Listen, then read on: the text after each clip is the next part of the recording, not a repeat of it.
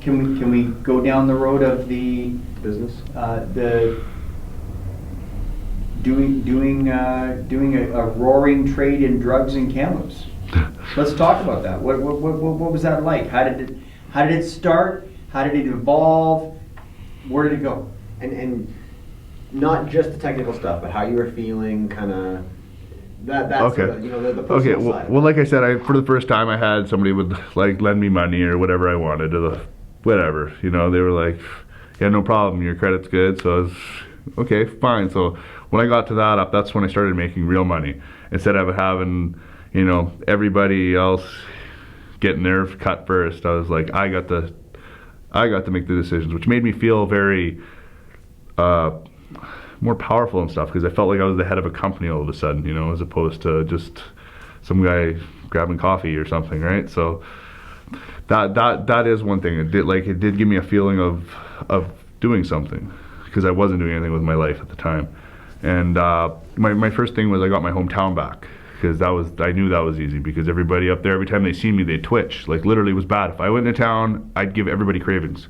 So I haven't been back there in 6 years for that reason, because every time I see one of my friends, they're like, oh, hey, so, and I'm like, it's not something I want to be related to anymore. Even then, even when I was still doing it, I still didn't want to. I wanted people to kind of, when I go back up there, it was like not know what I was doing, but it's like always, it was always on their brain, because it just one of those triggers. Because sometimes you have triggers for an addiction, right? So yeah, I got that going, and then I just started in town, right? You meet one person, and they like, oh, well, your stuff's better than this person's, and it just escalates. And then, I started going out with a girl who was from back east, and I was in her, and we went to visit her parents one day, and there was my format right in the paper. It described how these Asians got caught, showed a picture of their press, showed all their mixing, what they were doing and stuff, and I was like, wow, that's where I can make some money.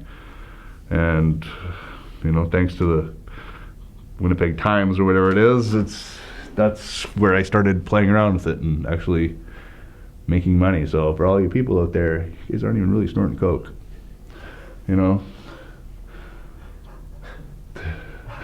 Well, it's the truth, right? Like, you think about it, a guy like me whacks 30% on it, guy I give it to whacks 20% on it. What are you getting? What are you getting in the end? What are you getting? Exactly, right?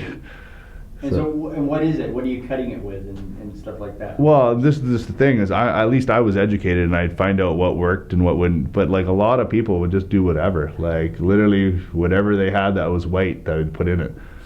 Like a lot of people at the time used baking soda, because if you cooked it up, it would cook up and cook out. So, some people I've seen put T3 ephedrine pills. I've seen somebody put that in it, like just whatever and whenever.